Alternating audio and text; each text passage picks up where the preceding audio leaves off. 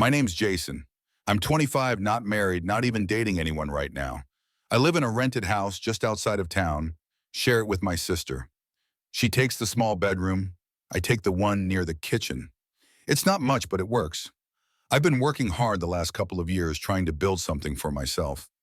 I run a small landscaping business, lawns, hedges, flower beds, trees. I do it all. It started slow.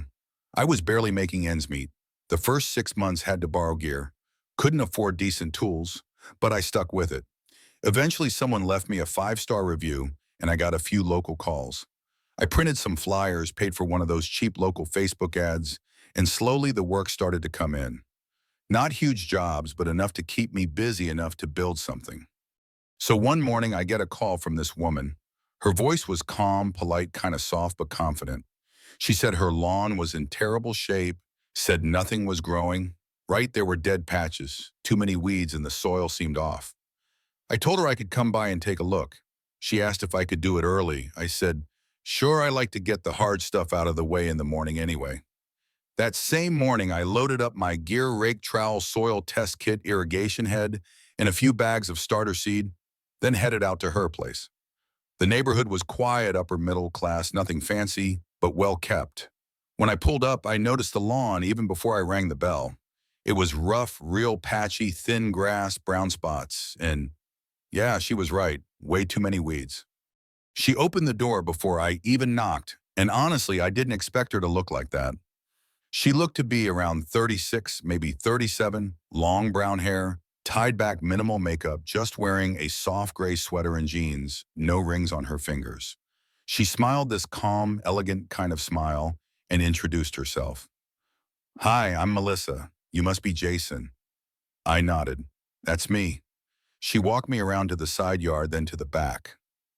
This is where it's the worst, she said. She was right. The lawn was barely holding on. The soil was compacted, there were bare spots everywhere, and the weeds were already choking out what was left. I crouched down, pulled a handful of dirt in my hand, looked at the root structure, tested a corner for irrigation flow. This isn't a one-day fix, I told her. She nodded. I figured, what would you recommend? I explained my process first, manual weed removal, got to do it by hand so we don't disturb the shallow roots that still have life in them, then soil amendment and a slow-release fertilizer. After that, we overseed and water deeply for the next several days. She asked how long it would take. I said probably 4 days minimum, maybe 5 if the weather holds up. And the cost, she asked. I gave her a fair price. She didn't even flinch. Sounds good, she said. Do whatever you think's best. Just don't let it die. I got started that same day, pulled out the weeds by hand, one at a time, raked the topsoil, lightly cleared old mulch that had gone sour. She came outside once around noon. It was hot mid-July, no breeze, and she brought out a tall glass of lemonade. You look like you needed this, she said. I smiled. You have no idea. We talked a little, nothing deep, just surface stuff. She asked how long I'd been doing this. I told her 2 years. She said the house used to belong to her parents, but she moved in after her divorce. I didn't ask questions. I wasn't there for that. After she went back inside, I kept working, finished cleaning out the front beds, flagged the broken sprinkler heads, marked the dry zones with little colored stakes, everything by the book. At the end of the day, I packed my tools, cleaned up after myself, and knocked on her door to let her know I was done. She opened it with that same calm smile. You really know what you're doing, she said. I try, I answered. I'll be back early tomorrow if that's okay. She nodded. That's perfect. I drove home that evening with sore hands, dirt under my nails, and for some reason her voice stuck in my head. I couldn't explain why. Maybe it was how she carried herself, maybe just the way she looked at me when she handed me that glass, but I didn't think much of it. I had a job to finish. Next morning, I was back at her place by 7:30. I like to start early, especially in summer, get some solid work done before the heat kicks in. I parked my truck on the street again, grabbed my gear, and headed straight to the backyard. She wasn't outside this time, so I just got to work. First task for the day was soil treatment. I brought a compost mix. I make myself rich, clean, full of organic matter. Spread it with a flat rake, gently working it into the top layer of the soil. It smelled earthy the way good soil should, the kind of thing that people don't notice, but I do. I care about this stuff. I actually enjoy it. Around 9:15, I heard her sliding door open behind me. "Good morning," she said. I turned, stood up straight. She was in a light blue tank top and yoga pants, hair down, this time barefoot. She looked relaxed. "Morning," I said, brushing dirt off my gloves. "You sleep okay?" She smiled a little. "First time in a while, actually."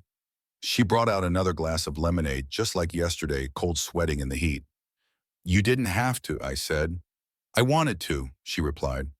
We stood in silence for a moment. She handed me the drink.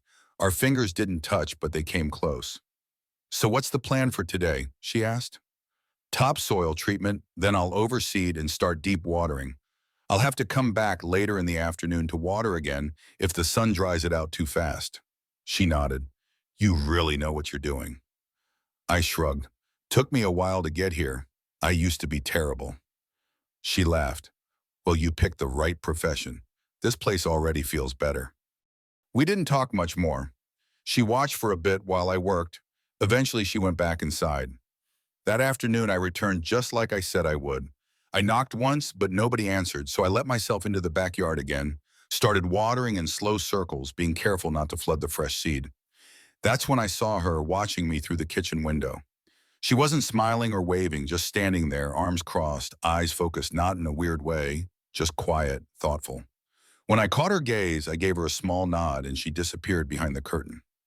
The next day, day 3, I was clearing the side beds and noticed a few bricks on the edge of the pathway were loose, not part of the job, but I like to leave things better than I find them. I set down my rake and started adjusting them, using a trowel to scrape out weeds between gaps. She came out again, this time holding 2 glasses. "I brought one for me too," she said. "Good idea, I said, wiping my forehead with a towel. We sat down near the back fence under a bit of shade. "I'm glad I called you," she said after a moment. "Me too," I replied without thinking. She gave me a strange look, not bad, not confused, just like she was trying to figure something out. "You're not like most guys I've met," she said. I laughed a little. "Is that a compliment?" She smiled. "You'll have to decide that." We sat there for a while, not really talking, just listening to the birds sipping lemonade, letting the heat pass. The 4th morning, I started early again. I had brought a new spreader for fertilizer and was testing nozzle pressure when she stepped outside this time in an oversized t-shirt and slippers, coffee in hand. "I was gonna sleep in," she said, but the noise convinced me otherwise. "Sorry," I said quickly. No, it's fine. I like the sound. Reminds me someone else is here." She sat on the porch steps while I kept working. A few minutes passed. I walked toward the hose reel, turned it on, and started watering the freshly treated areas. That's when she came closer. She stood a few feet away from me, barefoot on the stone path. Her arms were crossed lightly, and her hair was pulled over one shoulder. I wasn't looking at her in any strange way. I was just looking. She had a kind of calmness that drew attention, and that's when she asked it. "Why do you keep looking at me like that?" I froze for a second, not in fear, just caught off guard. I hadn't even realized I was looking at her like anything, so I said the first thing that came to mind. "Because you're a woman exactly in my taste." She tilted her head, smiled, then laughed. "Well," she said, "if that's true, I'm inviting you to dinner tonight if you're brave enough." I blinked. "I'm serious," she added, stepping back toward the porch. "Seven Hauser, I make a decent grilled salmon unless you're scared." I looked at her, then down to my gloves, soaked with water and mud. I smiled. "I'll be there," I said, "but I'll bring dessert." She grinned. "Deal." And just like that, she went inside. I stood there holding the hose water, spraying silently into the bushes, my heart suddenly beating faster than it had in weeks. The job was almost done. The lawn looked better already, but something else had just started, and I wasn't sure where it was heading. I spent most of that afternoon thinking about what to wear. That's not usually something I stress about, but this felt different. It wasn't a date, not officially. She'd invited me to dinner, sure, but she hadn't flirted, hadn't touched me, hadn't done anything that crossed the line. Still, there was something in her tone, a weight to it. She was testing the water, and now I was standing in front of my closet wondering if my nicest t-shirt and cleanest jeans were too casual or just right. At 6:55, I pulled up outside her house, no work gear this time, just me holding a small box of pastries from a place downtown I always liked. I stood on her porch and took a breath before knocking. She opened the door right away. I don't know what I expected. Maybe something dramatic, address candles, music, but no. She wore a long cardigan over a plain top and leggings. Her hair was tied up, no makeup. She looked like someone at home comfortable. "You came," she said, smiling fiercely. "You invited me," I answered. She stepped aside and let me in.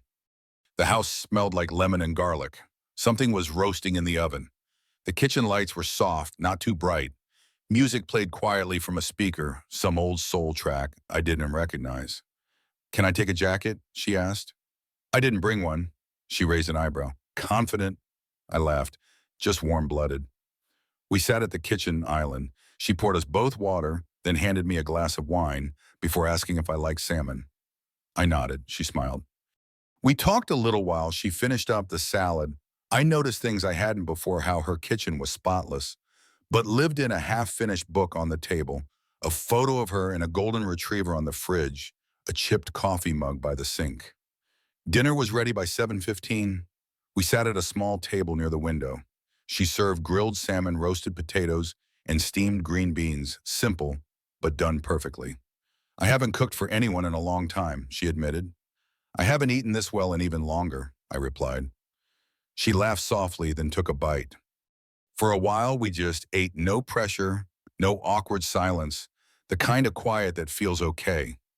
After we finished, I offered to help clean up. She waved me off. "Just leave it. I want to sit." So we moved to the living room. She curled up in one corner of the couch. I took the other. We sat facing each other, knees tucked, wine glasses in hand. "That was amazing," I said. "Thank you," she replied. Then after a pause, "I'm glad you're here." I nodded. "Me too." And then slowly the conversation got deeper. She asked me how I got into landscaping. I told her about my dad's old push mower and how I used to help him edge the lawn when I was 9, about how after he passed, I kept doing it even when we had no yard of our own. She asked about my sister. I told her we were close, that we'd been through a lot together, that she worked at a vet clinic and hated dating apps. She asked about my future, what I wanted. "I want to build something I'm proud of." I said, "Even if it's small, even if nobody sees it but me."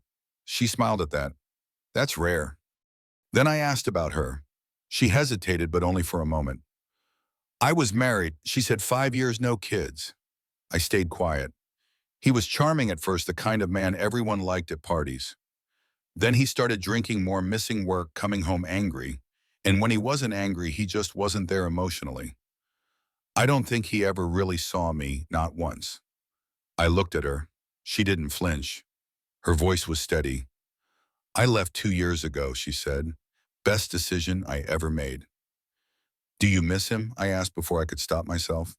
She shook her head. "I miss the version of him I thought existed. That's different."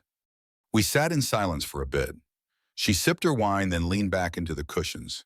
"Sorry," she said. "That got heavy." "No," I said. "I'm glad you told me." She nodded slowly. "Most people just want the highlights." "I'm not most people." She looked at me for a long second, then smiled. "I know. We didn't kiss. We didn't touch. Nothing like that, but the air between us was different now.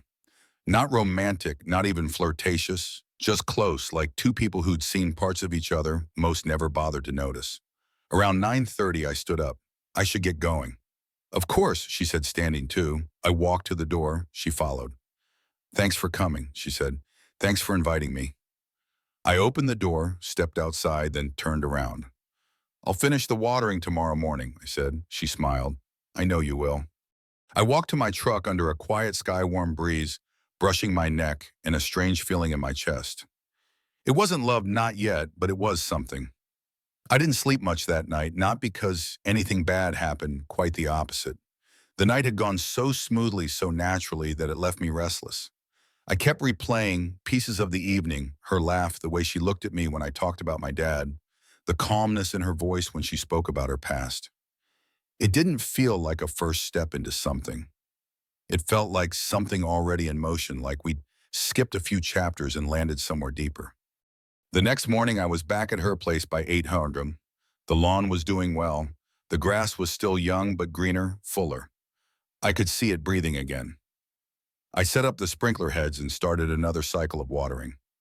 I was done with everything. Major, no more seeding, no more soil work, just maintenance now. A final check, then I'd be finished. She came outside around 8:30, bathrobe, slippers, coffee in hand. "Morning," she said with a sleepy voice. "Morning," I replied. "Did you sleep okay?" She nodded surprisingly. "Yeah." We chatted briefly, then she went back inside. I finished adjusting the timers, tightened the last hose fitting, and wrote out a short maintenance plan for her: what to water, when to mow, how often to fertilize. I knocked on the door when I was done. She opened it holding a pen. "I was hoping you'd come by before leaving," she said. I handed her the plan. "Everything's on here, but if you ever need help, you've got my number." She took the paper, scanned it quickly. "Looks good?" Then she looked at me. "Are you free tonight?" I paused. "Yeah, I am. And let me return the favor. I'm taking you to dinner." "You already cooked for me," I said, smiling. She shook her head.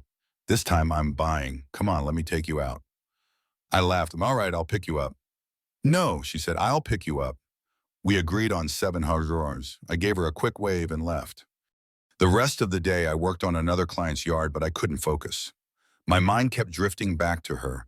There was something about the way she carried herself, something about the way she looked at me when she thought I wasn't paying attention. That evening, I stood on my porch at 6:55, wearing my best button-down and clean jeans. She pulled up right on time in a dark silver sedan, windows down, sunglasses on. When I opened the passenger door, she smiled. "You clean up well," she said. "You too." She took me to a restaurant by the lake. Small, quiet, but beautiful, warm lights, wood interior, soft jazz playing in the background. We sat near a window with a view of the water. We ordered food. She got a grilled chicken salad. I went with pasta. We shared a bottle of wine, talked more, laughed more. This time there was less weight in the air. The conversations were easier, lighter, but still real. Halfway through dinner, she leaned in and said, "You make things feel simple." I looked at her. "Is that a good thing?" "It's a great thing," she said. "Most people complicate everything. You don't." I didn't know what to say, so I said the truth. "I just really like being around you." She smiled and looked down. After dinner, I suggested we walk along the lake. She agreed. The path was lined with dim street lamps. The water was calm, the night still. At some point, we stopped walking. She was standing beside me, my arms crossed. I could tell she was thinking about something. I looked over at her and said, "I've been meaning to tell you something." She turned to me slowly. "I think I've caught feelings for you." She didn't say anything at first, just stood there. I could hear my own breathing. "I didn't plan to," I continued. "It just happened. Being around you, the way you talk, the way you carry yourself. It's not about age. It's not even about time. I just really feel something real." Still nothing. "I'm not saying this to pressure you," I added quickly. "I just didn't want to keep it to myself anymore." After a moment, she exhaled. "Jason, I don't want to hurt you." "You're not," I said. "You can tell me anything." She looked to the ground, then back at me. "I like spending time with you. I really do. You make me laugh. You listen. You make me feel seen, but I'm not ready to be in a relationship. I don't know if I ever will be, not in the way you probably want." I tried to process it. "So what are we doing then?" She shrugged gently.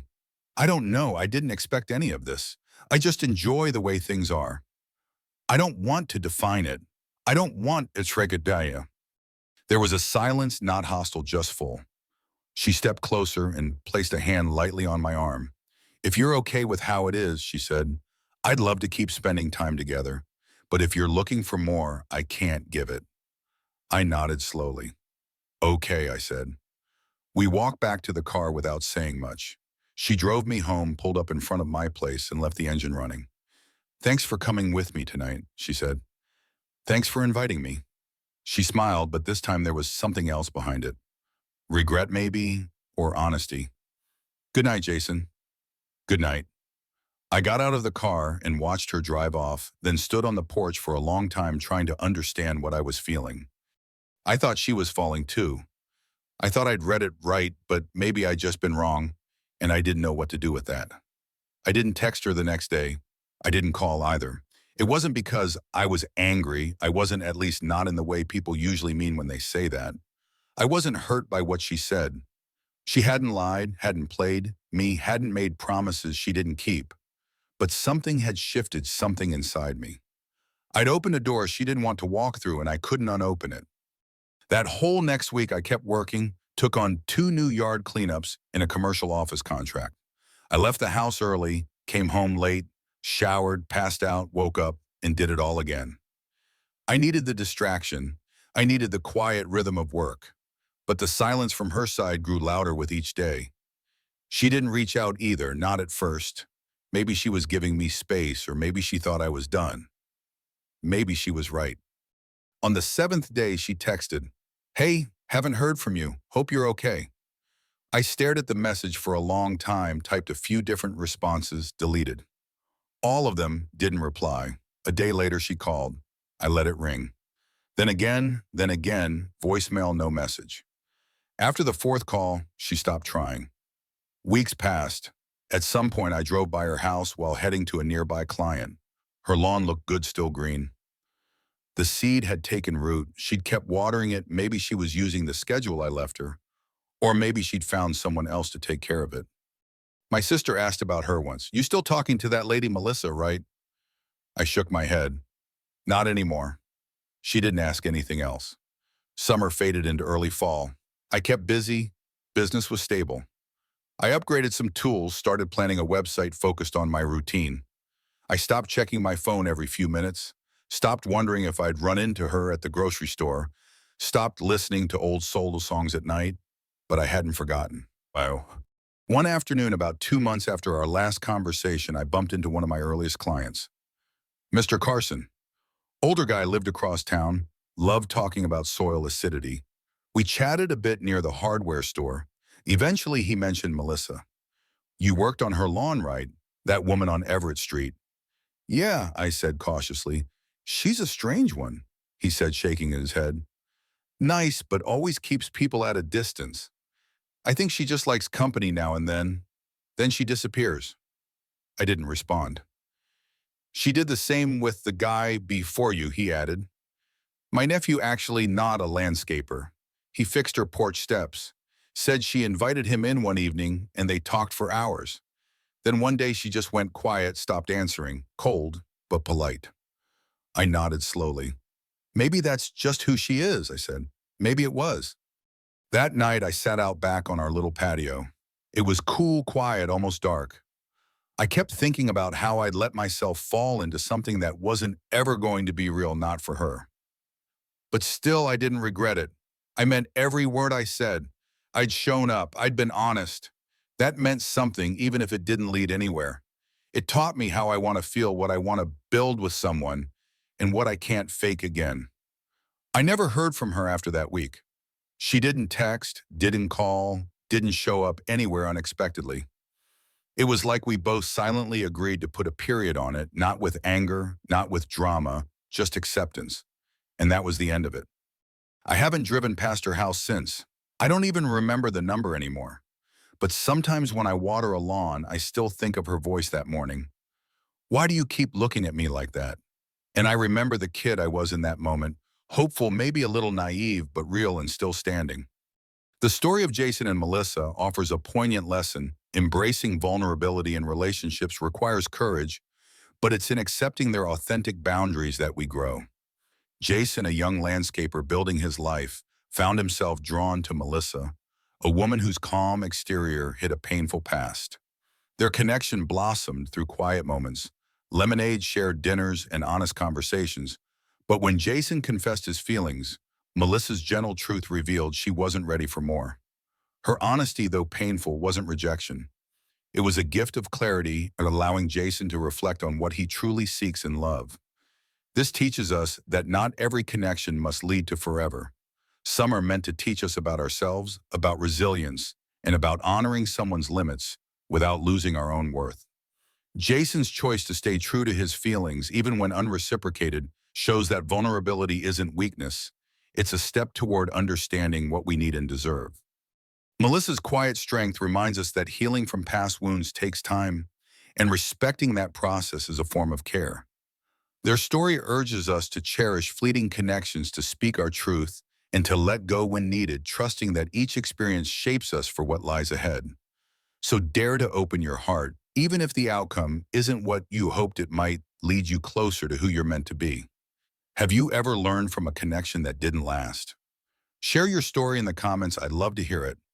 If this resonated with you, subscribe and join our community for more heartfelt stories of growth and connection. Let's keep exploring life's lessons together.